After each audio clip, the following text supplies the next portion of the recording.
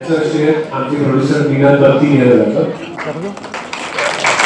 अचानक एक दिवस गेल्या वर्षी मला बोलवलं बॉम्बे कोपकरांनी आणि मला विचारलं की आपल्याला सॅल्युअरची पार्ट 2 करता येईल आणि माझं चक्र जोरात फिरायला मी खूप वर्ष निरीक्षण केलं होतं. पण मला गोष्ट चांगली मिळत होती की बाबा एक सुपरहिट चांगली गोष्ट मिळावी, लोकांना आनंद मिळावा. मी काहीतरी करण्यासाठी 1-1.5 वर्ष माझं ऍक्टिंगचं काम बाजूला सोडून मला काम करता यावं असं काही गोष्ट मिळत नाही. आणि ही पेरल्यामुळे मला असं झालं की अरे हा हे होऊ शकतं चांगलं. आता जे मकरन सरांनी सांगितलं की आता मी कसं करणार साडेवाडीची तेव्हा केलं होतं तर मी तेव्हाच मी बसून घेतलेली खूप वेळ ते आजही तसंच कंटिन्यू ठेवले. त्यामुळे काय कोणाला फरक झाला असं तरी काय प्रॉब्लेम नव्हता.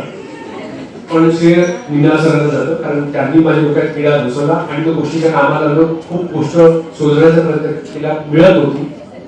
मग एक दिवस माझ्या डोक्यात अचानक एक गोष्ट आली की हे आपण करू शकतो. ह्या तिघांना एकत्र ठेवून आणि सिद्धार्थ जाधव सरांना एकत्र ठेवून आपण काय करू शकतो ती गोष्ट मिळाली आणि ती इतकी मस्त मिळाली की ह्या सगळ्यांनी जोरदार बॅटिंग केली. जोरदार. विराट कोहली म्हणू नका, रोहित शर्मा म्हणू नका, एक जागा सोडली नाही ही फिल्म करताना.